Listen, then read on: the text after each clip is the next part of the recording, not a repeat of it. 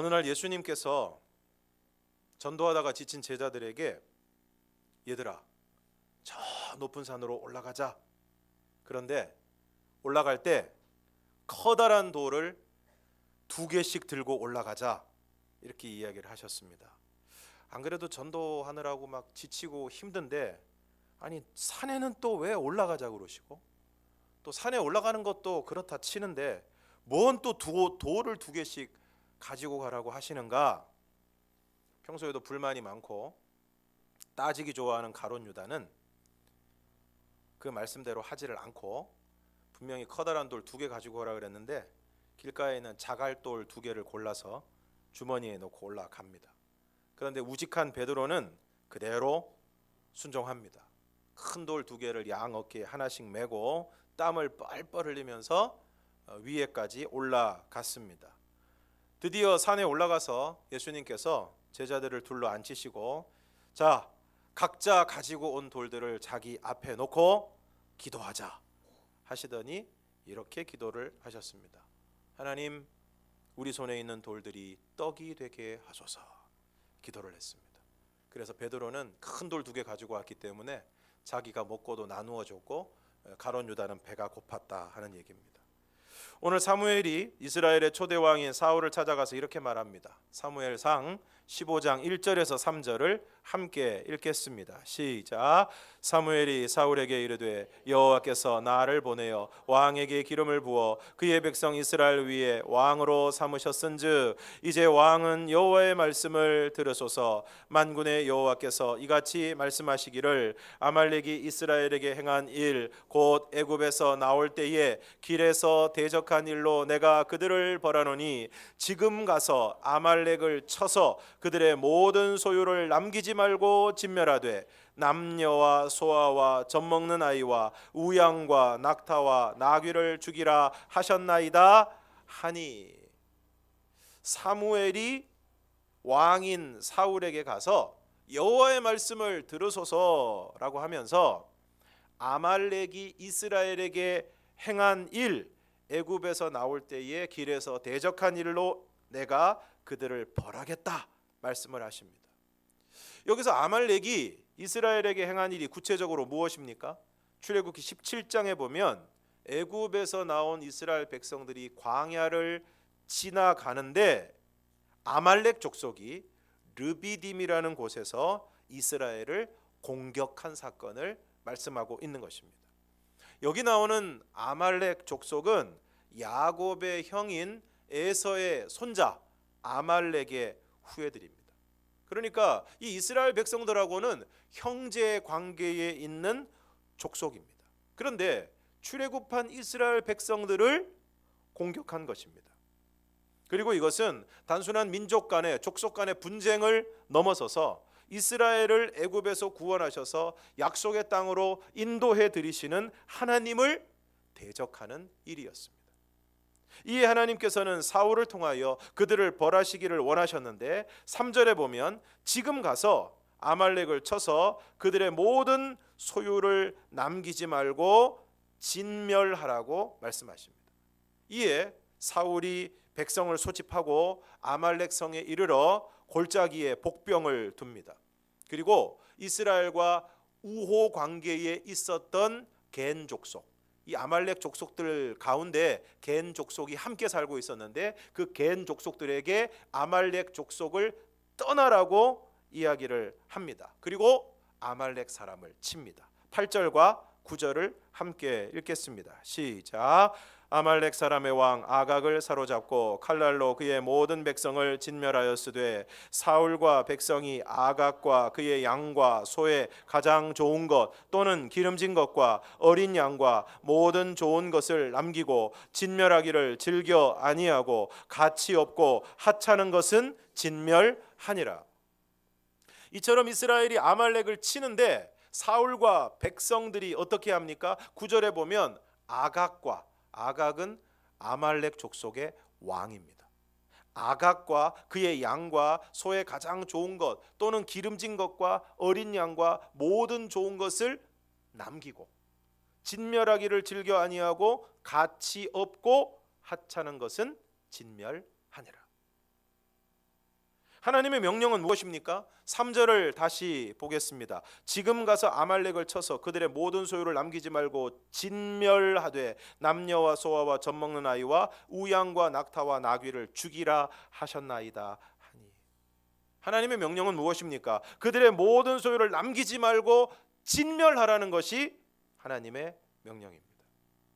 그런데 사울과 백성들이 어떻게 합니까? 좋은 것, 기름진 것을 남기고 진멸하기를 즐겨 아니하고 가치 없고 하찮은 것은 진멸합니다. 하나님은 분명히 다 진멸하라고 하셨는데 사울은 진멸하기를 즐겨 아니하고 좋은 것을 남겼다는 것입니다. 이에 여호와의 말씀이 사무엘에게 임합니다. 10절과 11절을 함께 읽겠습니다. 시작. 여호와의 말씀이 사무엘에게 임하니라. 이르시되 내가 사울을 왕으로 세운 것을 후회하노니 그가 돌이켜서 나를 따르지 아니하며 내 명령을 행하지 아니하였음이니라 하신지라. 사무엘이 근심하여 온 밤을 여호와께 부르짖으니라. 여호와께서 뭐라고 말씀하십니까? 내가 사울을 왕으로 세운 것을 후회한다. 그가 돌이켜 나를 따르지 아니하며 내 명령을 행하지 않았다. 사울을 처음에 왕으로 세울 때 사울은 정말 겸손한 사람이었습니다. 이스라엘의 모든 지파 가운데 베냐민 지파가 뽑혔고 그 가운데서 마드리의 가족이 뽑히고 그 중에서 기스의 아들 사울이 뽑혔는데 그때 사울은 진보다리 사이에 숨어 있었습니다. 그랬던 그가 왕이 되고 사람들이 자신을 높이는 소리를 듣고 하나님이 그와 함께 하셔서 가는 곳마다 이기고 승리하게 하셨을 때 그의 마음이 높아지기 시작했습니다. 그래서 이미 사무엘상 13장에서 블레셋과 싸우려고 할 때 제사장이 드려야 될 번제와 화목제를 자기가 드려버립니다. 그때 번제를 드리자마자 사무엘이 와서 사울을 책망합니다. 그러자 사울은 다급한 상황에서 어쩔 수 없이 자신이 번제를 드렸다고 이야기합니다. 이때 사무엘이 사울에게 이야기합니다. 사무엘상 13장 13절 14절을 함께 읽겠습니다. 시작. 사무엘이 사울에게 이르되 왕이 망령되이 행하였도다. 왕이 왕의 하나님 여호와께서 왕에게 내리신 명령을 지키지 아니하였도다. 그리하였더라면 여호와께서 이스라엘 위에 왕의 나라를 영원히 세우셨을 것이거늘 지금은 왕의 나라가 길지 못할 것이라. 여호와께서 왕에게 명령하신 바를 왕이 지키지 아니하였으므로 여호와께서 그의 마음에 맞는 사람을 구하여 여호와께서 그를 그의 백성의 지도자로 삼으셨느니라 하고. 사무엘이 사울에게 뭐라고 얘기하고 있습니까? 망령되이 행했다는 것입니다.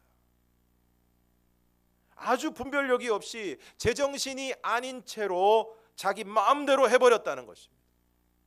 그리고 말합니다. 왕이 왕의 하나님 여호와께서 왕에게 내리신 명령을 지키지 아니하였다. 이때 하나님께서 사울에게 내리신 명령이 무엇입니까? 사무엘이 가기 전까지는 전쟁을 시작하지 말라는 것입니다. 기다리라는 것입니다. 여러분, 우리가 제일 힘들어하는 것 중에 하나가 무엇입니까? 기다리는 것입니다.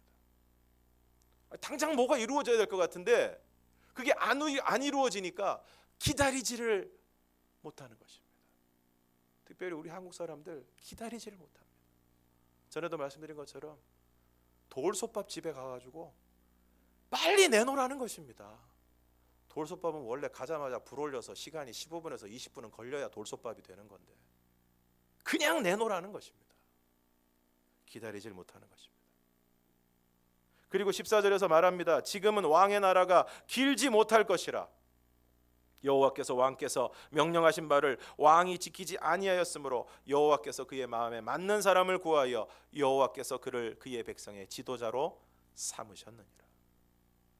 이미 여기서 사울은 왕으로서는 사형 선고와 다름없는 무서운 경고를 받았습니다.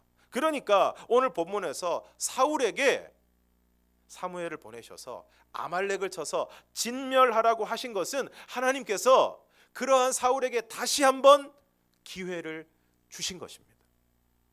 하나님의 말씀에 온전히 순종하여 이전의 잘못을 만회할 수 있는 그야말로 천재 일후의 기회를 사울에게 주신 것입니다. 그러나 사울은 그 기회를 온전한 순종으로 살리지 못하고 또 한 번의 불순종으로 하나님이 사울을 왕으로 세우신 것을 후회하시게 했습니다. 12절을 함께 읽겠습니다. 시작. 사무엘이 사울을 만나려고 아침에 일찍이 일어났더니 어떤 사람이 사무엘에게 말하여 이르되 사울이 갈멜에 이르러 자기를 위하여 기념비를 세우고 발길을 돌려 길갈로 내려갔다 하는지라. 사무엘은 내가 사울을 왕으로 세운 것을 후회하신다는 그 하나님의 말씀을 듣고 온 밤을 지새워서 여호와께 부르짖고 아주 말할 수 없는 심정이 되어서 사울을 만나려고 갔는데 사울은 갈멜에 이르러 자기를 위하여 기념비를 세우고 길갈로 내려갔다는 것입니다. 세상에 이렇게 분위기 파악을 못할 수가 있을까요?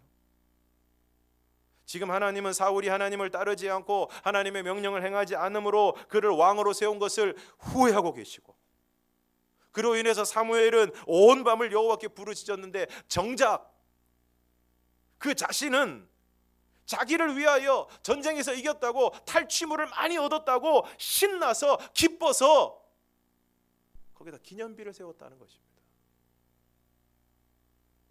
그런데 여러분, 오늘 우리의 모습이 사울의 모습과 같지 않습니까? 지금 하나님이 우리를 보시고 하나님을 따르지 않고 하나님의 명령을 행하지 않으므로 신앙생활을 제대로 하지 않는 우리의 모습을 보시고 너무나 안타까운 마음을 가지고 보고 계심에도 불구하고, 그리고 누군가 그런 우리의 모습을 보고 안타까운 마음으로 기도하고 있는데 정작 자신은 아무렇지도 않게 이만하면 믿음 생활 잘하고 있다고 생각하고 스스로를 뿌듯하게 여기면서 자신을 위해서 기념비를 세우고 있지는 않습니까? 13절에서 사무엘이 사울에게 가니까 사울이 말합니다. 원하건대 당신은 여호와께 복을 받으소서. 내가 여호와의 명령을 행하였나이다. 말이라도 안 하면 좋을 텐데 얼마나 또 큰 소리를 치는지. 그러자 사무엘이 단도직입적으로 얘기합니다. 그러면 지금 내 귀에 들려오는 이 양의 소리와 내게 들리는 소의 소리는 어찌 된 것입니까?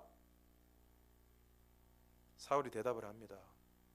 그것은 백성이 당신의 하나님 여호와께 제사하려 하여 양들과 소들 중에서 가장 좋은 것을 남김이요 그 외의 것은 우리가 진멸하였나이다.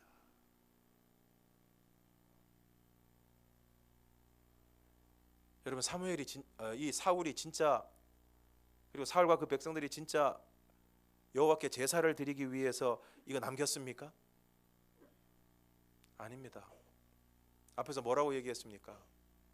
너무 좋은 것입니다. 소가 때깔이 너무 좋은 것입니다. 양이 포동포동 살이 쪘는데 이거를 그냥 진멸하는 게 너무 아까운 것입니다. 저는 이 장면을 볼 때마다 이런 것을 생각합니다. 도박 현장을 급습하거나 마약 밀매 현장을 급습하면, 도박판을 급습하면 거기에 뭐가 많을까요? 현금이 많습니다. 돈이 막 산더미같이 쌓여 있습니다. 그러면 정말 그래서는 안 되는데 형사들 중에 어떤 사람들은 욕심이 생깁니다. 도박 현장에 있던 모든 돈들, 마약 밀매 현장에 있던 모든 돈들은 다 어떻게 해야 됩니까? 싹 모아서 국고에 환수해야 됩니다. 그런데 여러분, 그 중에서 5만 원짜리 한 다발만 챙겨도 그게 얼마일까요? 주머니에 들어가는 순간 큰일 나는 것입니다. 큰일 나는 것입니다. 지금 사울과 백성들이 똑같은 짓을 하고 있습니다. 하나님이 다 진멸하라고 하셨는데 보니까 너무 좋아 보여요. 너무 기름졌어. 이거 내가 가서 키우진 않더라도 오늘 저녁에 집에 가서 볶아 먹으면 너무 맛있게 생겼어요. 죽일 수가 없어요. 진멸할 수가 없습니다. 그래서 어떻게 한 겁니까? 챙긴 것입니다. 챙긴 것입니다. 그래 놓고는 사무엘이 와서 소 우는 소리가 들리고 양 울음 소리가 들려서 사무엘이 이게 무슨 소리냐? 그러니까 이런 사람들은 또 임기응변에 능합니다. 뭐라고 얘기하느냐? 지가 사실은 챙겼는데 뭐라고 얘기합니까? 하나님한테 제사 드리려고 이렇게 준비해놨다. 사무엘이 사울에게 말합니다. 17절에서 19절을 함께 읽겠습니다. 시작. 사무엘이 이르되 왕이 스스로 작게 여길 그때에 이스라엘 지파의 머리가 되지 아니하셨나이까? 여호와께서 왕에게 기름을 부어 이스라엘 왕을 삼으시고 또 여호와께서 왕을 길로 보내시며 이르시기를 가서 죄인 아말렉 사람을 진멸하되 다 없어지기까지 치라 하셨거늘 어찌하여 왕이 여호와의 목소리를 청종하지 아니하고 탈취하기에만 급하여 여호와께서 악하게 여기시는 일을 행하였나이까? 아주 사무엘이 엄중하게 말합니다. 분명히 여호와께서 진멸하되 다 없어지기까지 치라 하셨거늘 어찌하여 왕이 여호와의 목소리를 청종하지 아니하고 그 다음 뭐라고 얘기하고 있습니까? 탈취하기에만 급하여 여호와께서 악하게 여기시는 일을 행하였나이까? 여호와께서 악하게 여기시는 일은 무엇입니까? 불순종입니다. 하나님이 말씀하신 것은 순종하지 않고 자기 욕심에 급급해서 눈에 보이는 좋은 것을 취하기 위해서 탈취하기에만 급급했던 그 모습, 그래놓고는 사무엘에게 내가 여호와의 명령을 행하였나이다 뻔뻔스럽게 이야기한 것입니다. 이에 사무엘이 말합니다. 22절 23절 함께 읽겠습니다. 시작. 사무엘이 이르되 여호와께서 번제와 다른 제사를 그의 목소리를 청종하는 것을 좋아하심같이 좋아하시겠나이까? 순종이 제사보다 낫고 듣는 것이 순양의 기름보다 나으니 이는 거역하는 것은 점치는 죄와 같고 완고한 것은 사신 우상에게 절하는 죄와 같음이라. 왕이 여호와의 말씀을 버렸으므로 여호와께서도 왕을 버려 왕이 되지 못하게 하셨나이다 하니. 사무엘이 뭐라고 얘기하고 있습니까? 여호와께서 번제와 다른 제사를 그의 목소리를 청종하는 것을 좋아하심같이 좋아하시겠나이까? 여러분, 하나님이 정말 좋아하시는 것이 무엇입니까? 오늘 하나님의 백성들이 하나님의 말씀을 청종하는 것입니다. 하나님의 말씀을 잘 듣고 하나님이 말씀하신 대로 하는 것입니다. 그 말씀에 순종하는 것입니다. 뭐라고 말씀하십니까? 순종이 제사보다 낫고 듣는 것이 순양의 기름보다 낫다. 어린 시절 저희 할머니께서 제가 뭐 할머니 말 좀 안 듣거나 또 할머니 뭐라고 말씀하셨는데 이렇게 저렇게 대꾸하고 그러면 항상 이 말씀을 들이대셨습니다. 순종이 제사보다 낫고 듣는 것이 순양의 기름보다 낫다. 그리고 말씀합니다. 거역하는 것은 점치는 죄와 같고 완고한 것은 사신 우상에게 절하는 죄와 같다. 무슨 말씀입니까? 하나님의 말씀에 거역하고 불순종하는 것은 점을 치는 것과 같이 심각한 죄이고 그럼에도 불구하고 돌이키지 않고 회개하지 않고 끝까지 불순종하고 고집을 부리는 것은 우상 숭배와 같은 죄라는 것입니다. 오늘 우리는 하나님의 말씀에 순종하지 않으면서 그래도 주일에 교회에 나오면 괜찮을 것이라고 생각합니다.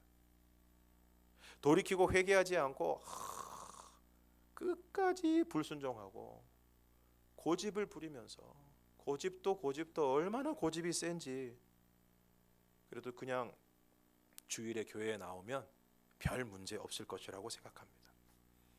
그런데 오늘 성경은 우리에게 무엇이라고 말씀하고 있습니까? 왕이 하나님의 말씀을 버렸으므로 여호와께서도 왕을 버려 왕이 되지 못하게 하셨나이다. 그러면 왜 사울이 여호와의 말씀에 순종하지 않았습니까? 하나님의 말씀보다 자신의 생각과 판단을 더 중요하게 생각했기 때문입니다. 하나님의 말씀은, 그리고 분명한 명령은 아말렉을 쳐서 그들의 모든 소유를 남기지 말고 진멸하라는 것입니다. 그런데 막상 가서 보니까 양과 소 가운데 좋은 것, 기름진 것, 어린 양과 모든 좋은 것을 보니까 너무 아까운 것입니다. 아니, 이걸 왜 다 진멸해야 되나? 내가 가지고 가고 또 백성들에게 나누어 주면 백성들이 얼마나 좋아할 텐데, 그리고 그렇게 백성들을 만족시켜 주면 내가 인기가 또 얼마나 올라갈 텐데. 이렇게 하나님의 말씀 앞에 자신의 생각과 판단을 앞세우는 사람은 하나님의 말씀에 순종하기가 어렵습니다. 똑똑한 사람, 하나님의 말씀에 순종하기 힘듭니다. 자기가 경험이 많다고 하는 사람, 하나님의 말씀에 순종하기 힘듭니다. 오늘 우리도 하나님의 말씀 앞에서 자신의 생각과 판단을 앞세우고 있지 않습니까? 하나님의 말씀을 감히 내 생각과 경험으로 판단하고 재단하면서 내가 맞다고 생각하면 하고, 내가 이건 아니다 그러면 안 하고, 그럼 어떻게 되는 것입니까? 결국 내가 하나님이 되는 것입니다. 그래서 23절에서 뭐라고 말씀하고 있습니까? 이는 거역하는 것은 점치는 죄와 같고 완고한 것은 사신 우상에게 절하는 죄와 같다. 그러니까 하나님 앞에 불순종하는 것, 거역하는 것, 끝까지 고집 부리는 것은 결국 뭐라는 것입니까? 우상 숭배와 같다는 것입니다. 그런데 그 우상이 누구일까요? 나라는 우상입니다. 나라는 우상입니다. 하나님 말씀보다 내 생각을 더 중요하게 생각하고 하나님 명령보다 내 판단을 더 높은 자리에 두는 것은 결국 나를 하나님보다 높은 자리에 두는 우상 숭배라는 것입니다. 아닌 게 아니라 요즘은 사람들이 누가 뭐라고 해도 말을 듣지 않습니다. 부모님 말씀도 안 듣고, 선생님 말씀도 안 듣고, 어른 말씀도 안 듣고, 목사 말 더더군다나 안 듣고, 누가 얘기를 해도 안 듣습니다. 왜 그렇습니까? 내가 제일 높은 자리에 앉아 있기 때문에 그렇습니다. 사울이 사무엘에게 말합니다. 24절 함께 읽겠습니다. 시작. 사울이 사무엘에게 이르되 내가 범죄하였나이다. 내가 여호와의 명령과 당신의 말씀을 어긴 것은 내가 백성을 두려워하여 그 말씀을 청종하였음이니이다. 사울이 뭐라고 얘기합니까? 내가 여호와의 명령과 당신의 말씀을 어긴 것은 누구를 두려워했다고요? 백성을 두려워하여 그 말을 청종하였음이니이다. 사랑하는 성도 여러분, 오늘 여러분은 누구를 제일 두려워하고 계십니까? 아내입니까? 자식입니까? 오늘 여러분의 삶 가운데 제일 높은 자리에 있는 것은 과연 무엇입니까? 간절히 바라기는 오늘 우리가 하나님을 두려워하고 우리 삶의 제일 높은 자리에 내가 아니라 하나님이 계셔서 그 말씀과 명령에 온전히 순종하는 사람이 되기를 주님의 이름으로 축원합니다. 오늘 사울이 불순종한 결과 여호와께서 사무엘을 이새의 집에 보내십니다. 16장 1절을 함께 읽겠습니다. 시작. 여호와께서 사무엘에게 이르시되 내가 이미 사울을 버려 이스라엘 왕이 되지 못하게 하였거늘 내가 그를 위하여 언제까지 슬퍼하겠느냐. 너는 뿔에 기름을 채워 가지고 가라. 내가 너를 베들레헴 사람 이새에게로 보내리니 이는 내가 그의 아들 중에서 한 왕을 보았느니라 하시는지라. 관상이란 영화에 보면 수양대군이 관상을 보는 사람에게 묻습니다. 내가 왕이 될 상인가? 그런데 왕은 관상으로 되는 것이 아니라 하나님이 보시는 것입니다. 그리고 사도행전 13장 22절은 다윗에 대해 이렇게 말씀하고 있습니다. 함께 읽겠습니다. 시작. 패하시고 다윗을 왕으로 세우시고 증언하여 이르시되 내가 이새의 아들 다윗을 만나니 내 마음에 맞는 사람이라 내 뜻을 다 이루리라 하시더니, 공동 번역을 보면 그는 내 마음에 드는 사람이요 내 뜻을 다 이루어 줄 사람이다. 다윗은 하나님의 마음에 맞는 사람이고 하나님의 마음에 드는 사람이었습니다. 왜 그랬습니까? 사무엘상 23장 1절에서 5절까지의 말씀을 한 절씩 교독하시겠습니다. 23장 1절 제가 먼저 읽겠습니다. 사람들이 다윗에게 전하여 이르되 보소서 블레셋 사람이 그 일날을 쳐서 그 타작 마당을 탈취하더이다 하니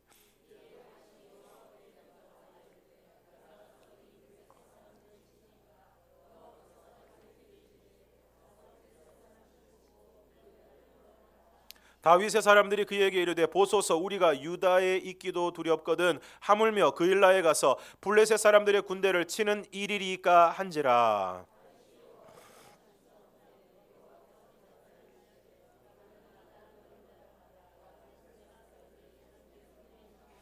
다 함께 다윗과 그의 사람들이 그 일라로 가서 블레셋 사람들과 싸워 그들을 크게 쳐서 죽이고 그들의 가축을 끌어오니라. 다윗이 이와 같이 그 일라 주민을 구원하니라. 다윗이 블레셋 사람들이 그 일라, 이 그 일라는 이스라엘 땅인데 그 일라를 쳐서 타작 마당을 탈취하고 있다.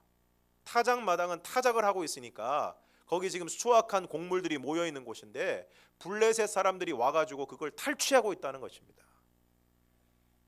그때 다윗이 여호와께 묻습니다. 내가 가서 이 블레셋 사람들을 치리이까? 여호와께서 다윗에게 말씀하십니다. 가서 블레셋 사람들을 치고 그 일날을 구원하라. 그랬더니 다윗의 휘하에 있는 다윗을 따르는 사람들이 쌍수를 들어 반대합니다. 보소서 우리가 유다에 있기도 두렵거든 하물며 그 일라에 가서 블레셋 사람들의 군대를 치는 일이리까? 왜 그렇습니까? 지금 다윗이 사무엘에게 왕으로 이스라엘 왕으로 기름 부음을 받은 이후로 사울이 다윗을 죽이겠다고 지금 쫓아다니고 있습니다. 그럼 다윗을 찾고 다윗을 죽이는 일에 자신의 군대와 온 이스라엘의 힘을 다 쏟고 있습니다. 이 블레셋이 그 일날을 쳐들어온 것도 이게 왕이 나라의 군대를 가지고 다른 나라가 쳐들어오는 거 지키고 나라를 방배해야 되는데 전부 지금 다윗 찾으러 다니고 다윗 죽이려고 전부 군사력을 쓰고 있으니까 블레셋이 침공을 한 것입니다. 그리고 이처럼 사울이 어떻게 해서든지 지금 다윗을 죽이려고 나타나기만 하면 붙잡아 죽이려고 하고 있는 이 상황에서 지금 유다에 있는 것도 불안하고 두려운 일인데 하물며 우리가 그 일라에 가가지고 대놓고 자신을 드러내면서 블레셋 사람들을 치고 그들을 구원한다는 게 말이나 됩니까? 여러분 어떻습니까? 다윗의 사람들의 말이 맞습니다. 지금 꼭꼭 숨어 있어도 모자랄 판에 대놓고 자기를 드러내고 그것도 블레셋과 전쟁을 하고 또 그 사람들을 구원한다는 것이 말이 됩니까? 자기 코가 석자인데 자기가 살아야지 지금 남 도와주게 생겼습니까? 다윗의 사람들의 말이 맞습니다. 합리적입니다. 상식적입니다. 그래서 다윗이 다시 묻습니다. 정말 치러 가야 되겠습니까? 여호와께서 말씀하십니다. 그 일라로 내려가라. 내가 블레셋 사람들을 네의 손에 넘기리라. 그래서 어떻게 합니까? 다윗과 그의 사람들이 그 일라로 가서 블레셋 사람들과 싸워 그들을 크게 쳐서 죽이고 그 일라 주민을 구원합니다. 왜 다윗이 하나님의 마음에 맞는 사람입니까? 왜 모든 사람을 판단할 때 다윗을 그 기준으로 세우실 정도로 하나님이 그토록 다윗을 마음에 들어 하셨습니까? 다윗은 어떤 일이 있든지 먼저 하나님께 물었습니다. 내가 가서 이 블레셋 사람을 치리이까? 전쟁이 일어나려고 할 때 하나님께 물었습니다. 제가 이 전쟁을 하는 것이 좋겠습니까? 하지 않는 것이 좋겠습니까? 그리고 하나님이 하라고 하시면 사람들의 반대에도 불구하고 상식적인 판단에도 불구하고 합리적인 생각에도 불구하고 하나님의 말씀에 순종합니다. 사랑하는 성도 여러분, 올해 우리의 교회의 표어는 하나님의 뜻에 순종하는 교회, 하나님의 뜻에 순종하는 성도입니다. 하나님의 뜻에 순종하기 위해서는 어떻게 해야 됩니까? 하나님의 뜻을 알아야 합니다. 하나님의 뜻을 알기 위해서는 어떻게 해야 됩니까? 하나님께 물어야 합니다. 다윗이 모든 일에 하나님께 묻고 하나님의 뜻을 구한 것처럼 올 2019년 한 해에는 우리 모든 성도들이, 또한 우리 교회가 모든 일에 하나님께 묻고, 특별히 기도와 말씀 묵상을 통해 하나님의 뜻을 치열하게 고민하고 구하는 한 해가 되기를 주님의 이름으로 축원합니다. 주일에 예배드리러 가는 것이 좋은지 놀러 가는 것이 좋은지 하나님의 뜻을 구하시기 바랍니다. 손해를 보아도 정직하게 사는 것이 좋은지, 거짓말을 하더라도 이익을 취하는 것이 좋은지 하나님의 뜻을 구하시기 바랍니다. 다른 사람이 어떻게 되든 나만 잘 되면 되는 것인지, 다른 사람을 위해 내가 누릴 수 있는 것들을 포기하는 것이 좋은지 물으시기를 바랍니다. 로마서 12장 2절을 함께 읽겠습니다. 시작. 너희는 이 세대를 본받지 말고 오직 마음을 새롭게 함으로 변화를 받아 하나님의 선하시고 기뻐하시고 온전하신 뜻이 무엇인지 분별하도록 하라. 이처럼 하나님의 말, 하나님의 뜻을 제대로 알기 위해서 우리는 이 세대를 본받지 말아야 합니다. 이 세상 사람들이 하는 대로 그대로 따라가서는 안 되는 것입니다. 이 세대는 어떤 세대입니까? 자신의 이익과 만족을 위해 철저히 자기 중심적인 사고를 하는 세대입니다. 요만큼도 손해보지 않으려고 하고 자기가 원하는 것을 얻기 위해서는 수단과 방법을 가리지 않는 세대입니다. 하나님의 뜻보다 자신이 드러나기를 원하는 세대입니다. 하나님의 뜻보다 자신의 이익과 자신의 만족과 자신의 즐거움을 추구하는 것을 더 중요하게 생각하는 세대입니다. 그래서 이 세대를 본받지 않고 오직 마음을 새롭게 함으로 변화를 받아. 마음을 새롭게 한다는 것이 무엇입니까? 나 중심에서 하나님 중심으로 그 마음의 중심을 옮겨가는 것입니다. 내가 원하는 대로 하는 것이 아니라 하나님의 뜻대로 하겠다는 다짐과 자세를 가지는 것입니다. 그래서 하나님의 선하시고 기뻐하시고 온전하신 뜻이 무엇인지를 분별하라고 하십니다. 이와 같이 올 한 해 나를 향하신, 그리고 우리의 가정을 향하신, 나아가 우리 교회를 향하신 하나님의 뜻이 무엇인지를 부지런히 묻고 구하시기를 바랍니다. 그리고 바라기는 여러분을 향하신 하나님의 뜻이 명확하게 여러분에게 주어지거든 제발 그 뜻에 순종하시기를 바랍니다. 하나님의 뜻을 알고 있으면서도, 혹은 이렇게 해서는 안 된다는 것을 알고 있으면서도 내가 하고 싶은 대로, 내가 하고 싶은 대로, 내 기분대로, 내 감정대로 내가 추구하는 것을 얻기 쉬운 방향으로 우리가 선택하고 행한다면 그것이 바로 불순종입니다. 그것은 잘못된 길로 나아가는 것입니다. 그건 결코 하나님이 기뻐하지 않으십니다. 아무리 내가 많은 것을 얻는다고 해도 하나님의 뜻대로 살지 못하는 인생은 하나님께서 기뻐하지 않으십니다. 오늘 우리가 하나님의 뜻을 알고 그 뜻에 온전히 순종하는 삶을 살아갈 때 우리 하나님께서는 하나님의 뜻에 순종하는 저와 여러분에게, 순종하는 자에게 주시는 하나님의 놀라운 복을 허락하여 주실 줄 믿습니다. 이 복은 순종하는 자에게만 주십니다. 순종하지 않는 사람은 절대로 받을 수 없는 복입니다. 요한복음 2장에 보면 가나의 혼인잔치에서 예수님께서 그 집에 있는 종들에게 명령하십니다. 항아리에 물을 채우라. 이제는 연회장에 갖다 주라. 갖다 줬습니다. 물이었는데 포도주로 변했습니다. 연회장은 영문을 모릅니다. 어떻게 이런 일이 일어났는지도 모릅니다. 누구는 알고 있습니까? 순종한 하인들은 알고 있습니다. 저는 올 한 해 저와 여러분이 하나님의 뜻에 순종함으로 말미암아 순종하는 자에게만 주어지는 하나님의 놀라운 비밀, 하나님의 놀라운 축복, 하나님의 놀라운 은혜가 우리 모두에게 임하기를 주님의 이름으로 축원합니다. 순종하지 않아도 살 수 있습니다. 그런 대로 살 수 있습니다. 어쩌면 순종하지 않으면 편하게 살 수 있습니다. 부담 없이 신앙생활할 수 있습니다.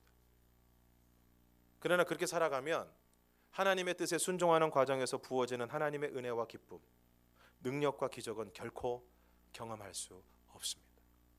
만약 여러분이 올 한 해에도 적당하게 신앙생활하고 부담 없이 신앙생활하고 내가 정해놓은 커트라인과 틀 안에서 내가 할 수 있는 만큼의 신앙생활만 하고 그냥 세상에서 나른 시간은 좀 편안하게 살아가고 그리고 마지막에 천국에만 가겠습니다.